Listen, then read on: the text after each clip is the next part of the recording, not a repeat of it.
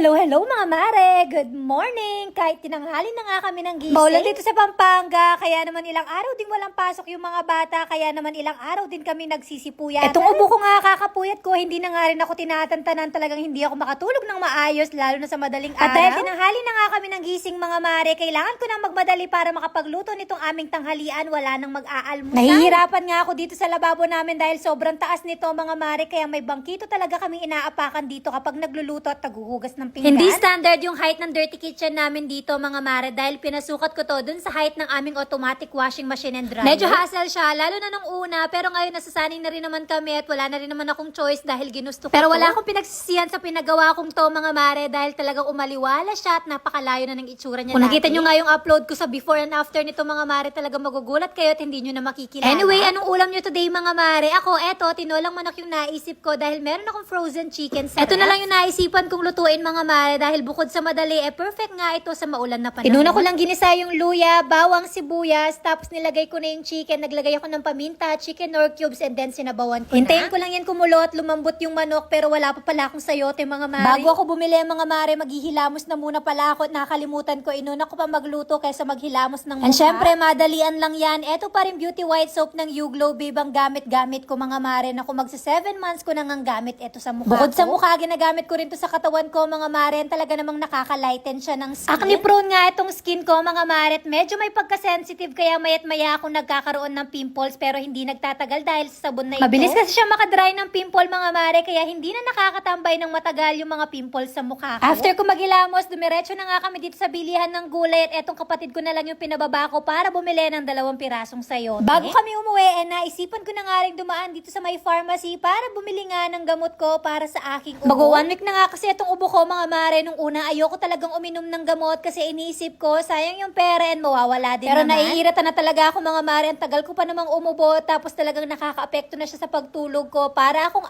asong tahol ng tahol sa madaling araw. Hindi lang yun mga mare. Every time na uubo ako, napakasakit na nga ng lalamunan ko. Kaya naman napabili na nga rin ako nitong Strepsils. Naku, napakahirap magkasakit ngayon kasi imbis na pambili mo na ng pagkain, pambibili mo pa ng gamot. Napakamahal na ng bilihin ngayon, lalo na yung gamot nagmamahal. Pagka-uwi namin ng bahay mga mare, binalatan ko na kaagad etong sayote dahil nga malambot na yung manok, habang si Aizen nagpapasori nga pala sa mga oras na yan dahil nakalat daw niya yung mga kinakain niya dun sa table. Tinanong niya pa nga ako mga mare kung angry daw ba ako. Ang sabi ko hindi, pero kailangan niya ngang linisin yung kinalat niya. Ang sagot niya naman sa akin mga mare, okay mami, magpapatulong na lang daw siya sa bap-bap na. Naisawag ko na nga pala itong sayote mga mare, mas maraming sayote, mas masarap talaga. Munti ko pang makalimutan mga mare yung malunggay, wala pa naman kaming pagkukunan ng malunggay dito, kaya naman pinahanap ko tong 2 kapatid ko, buti na lang at hindi umuulan sa mga oras buti na nga lang at may nahanap sila at inakyatan pa nga ito ng bunso na. Hindi ko nga alam kung bakit napakarami namin naghihimay ng malunggay dito mga mare, kakaunti lang naman ito at yung isang bata dyan nanggugulo lang naman. Habang naghihimay nga kami mga mare, may tumatawag sa labas, may delivery daw from LBC. Tuwang-tuwa nga ako nang marinig ko yung LBC mga mare dahil alam ko na kung ano nga itong pinadala nila. Eto nga pala yung mga passport namin. Nag-apply nga kasi kami ng visa sa may VFS Makati last week mga mare, and last night naka-receive nga ako ng email na for pick up na nga itong aming mga passport. And kasama na nga sa binayaran namin yung delivery fee mga mare, kaya hindi na namin kinailangan bumalik ng Makati para pick upin itong mga passport namin, ipapadala na ito na yung pangalawang beses na pag-apply namin ng Japan visa. Welcoming 2 lang pala ni Aizen dahil si Daddy multiple for 5 years na yung sa kanya, yung sa amin single entry lang. Buti na nga lang at na-approve mga mare, kung hindi, naku, sayang talaga yung binayad namin dun sa flight and hotel. Hindi talaga advisable na mag-book na in advance ng flight pati ng mga hotel accommodation sa Japan bago magkaroon ng visa. Pero grabe naman kasi kamahal kapag malapit na yung flight details nyo, nagmamahal na yung mga ticket pati yung mga hotel accommodation. Kaya ako nakabook talaga ng advance mga mare, sa sobrang advance ko, March pa nakabook itong flight namin. Anyway, mukhang masarap nga itong nailuto kung tinola mga mare, kaya tara, kain tayo.